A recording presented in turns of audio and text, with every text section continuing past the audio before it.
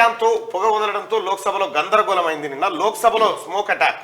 Smoke క్యాన్లతో పొగ release చేసిన దుండగులు విజిటర్స్ గ్యాలరీ నుంచి సభలోకి దూకి రచ్చ. భయాందోళనకు గురైన ఎంపీలు ఇద్దరిని చితకబాది పోలీసులకు అప్పగింత. పార్లమెంట్ లో బయటపడిన సెక్యూరిటీ వైఫల్యం. ఒకే సమయంలో సభ లోపల బయట కలకలం. మొత్తం 5 నిందితుల అరెస్టు. పార్లమెంట్ పై టెర్రర్ దాడి జరిగిన రోజే ఘటన. 2001లో జరిగింది టెర్రర్ దాడి. అదే రోజు అంటే డిసెంబర్ 13కే మళ్ళీ దాడి జరిగింది. మళ్ళా మొన్ననే కూడా హెచ్చరించే కదా పార్లమెంట్ మీద దాడి చేస్తామని. పార్లమెంట్ లో ఇద్దరు దుండగులు కలకలం రేపారు. స్మోక్ క్యాన్లతో లోక్సభలోకి ప్రవేశించి దట్టమైన పొగలు రిలీజ్ చేసి అలజడి సృష్టించారు. బుధవారం మధ్యాహ్నం లోక్సభలో 0 అవర్ కొనసాగుతుండగా ఓ దుండగుడు విజిటర్స్ గ్యాలరీ నుంచి సడన్ గా సభలోకి దూకాడు. బెంచీల మీదుగా దూకుతూ స్పీకర్ చైర్ వైపు వెళ్తుండగా కొందరు ఎంపీలు పట్టుకొని చితకబాదారు. విజిటర్స్ గ్యాలరీ నుంచి మరో దుండగుడు స్మోక్ క్యాన్ ఓపెన్ చేసి సభలోకి పొగను వదిలాడు. హఠాత్తుగా జరిగిన ఈ ఘటనతో ఎంపీలు భయాందోళనకు గురయ్యారు. అదే సమయంలో పార్లమెంట్ బయట ఓ మహిళ మరో యువకుడు కూడా స్మోక్ క్యాన్లతో పొగ రిలీజ్ చేస్తూ నినాదాలు చేశారు. ఈ ఘటనలో మొత్తం 5 పోలీసులు అరెస్ట్ చేసినట్టు ఇంకా మీరు ఇదే స్మోక్ బాంగ్ తట్టుకున్న పేలినే అయిపోవచ్చు. ఒక్కడు ఉండకపోవాడా, అది టీమ్ అంటే ఒక్కడు కూడా ఉండకపోవాడా. నేను చూపిస్తా ఈ స్మోక్ బాంబు. ఇక ఇంకా ఇంకోటి ఎత్తుకొని పోయాడు, మొత్తం ఎత్తుకొని పోయాడు, దుంకిండు. స్మోక్ బాంబుకు సంబంధించి ఇగో ఇట్లున్నాయి.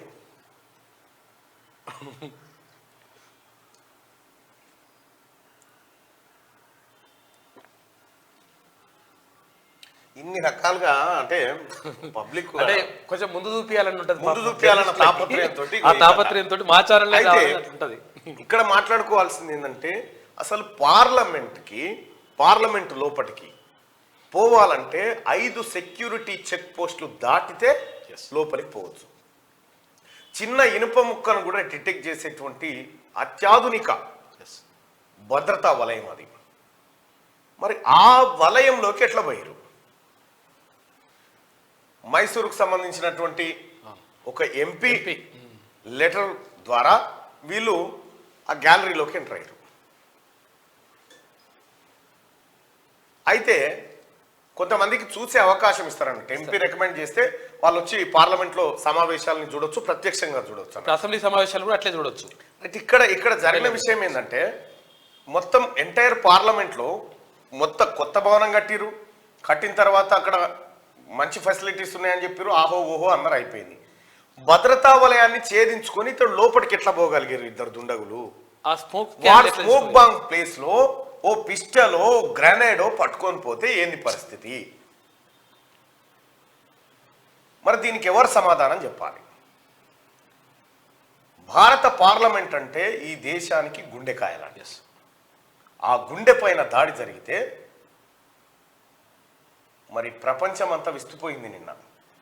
ఏంది ఇట్లా జరిగిందని. గతంలో పార్లమెంట్ పైన దాడి జరిగినప్పుడు ఇప్పుడు పెద్ద తేడా ఏం లేదు. వాడేమో బయటికి వచ్చి అప్పుడేమో అంబాసిడర్ కార్ వేసుకొని వచ్చి కాల్పులు జరిపిరు, ఆ ఘటన అయిపోయింది. ఇప్పుడు మళ్ళీ ఇదే ఘటన. ఆ స్మోక్ బాంబ్ ప్లేస్లో స్మోక్ అంటే ఏం లేదు, అది ఇట్లా పెడితే మొత్తం పొగంతా వస్తుంది అన్నట్టు. దానివల్ల నష్టం ఏం లేదు. కానీ ఒక వాళ్ళు అనుకున్నటువంటి గందరగోళాన్ని సృష్టించగలిగారు. లోక్సభను గందరగోళాల మధ్య వేరే సభ్యుల గందరగోళమో కాగితాల చించివేతనో లేకపోతే ఇంకేదన్నా అలజడి కారణంగా వేస్తారు. కానీ బయటి వ్యక్తులు చొరబడ్డ తర్వాత గందరగోళం సృష్టించే సమయంలో లోక్సభను వాయిదా వేసిపోయినారు. దానికి లోక్సభ స్పీకర్ నేనే బాధ్యత వహిస్తున్నా అనేటువంటి మాట చెప్పారు ఓం బిర్లా గారు. సరే బాధ్యత వహిస్తావు, కానీ ఇప్పుడు ఎంపీలకు చట్టసభకు భద్రత లేనప్పుడు సామాన్యునికి భద్రత ఎలా ఉంటుంది ఈ దేశంలో అనేది ప్రధానంగా ఉత్పన్నమవుతున్నటువంటి ప్రశ్న. దానికి విపక్షాలు మైసూర్ ఎంపీ ఆయన ఎవరో కాదు, మళ్ళా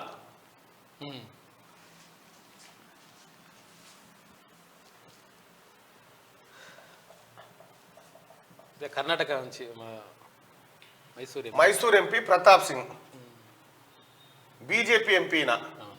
ఈయన బీజేపీ ఎంపీ పాస్ తీసుకొని లోపలికి వచ్చారు.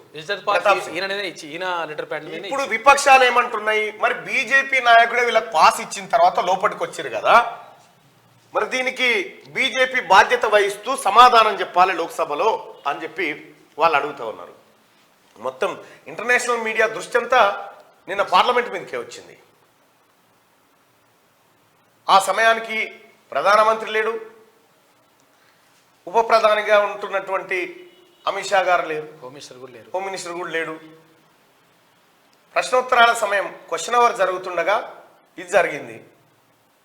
గదానికే భద్రత లేకపోతే దేశంలో ఉన్న ప్రజలకు ఎక్కడి భద్రత? ప్రజల్ని మేము రక్షిస్తామని పోయిన వాళ్ళకే రక్షణ లేదా? ఇక మరి దీనికి సమాధానం చెప్పాలి ఎవరన్నా. ఇగో స్మోక్ క్యాన్లతోటట ఎంత ఆధునిక టెక్నాలజీ పెట్టి చేసిరు చూడు.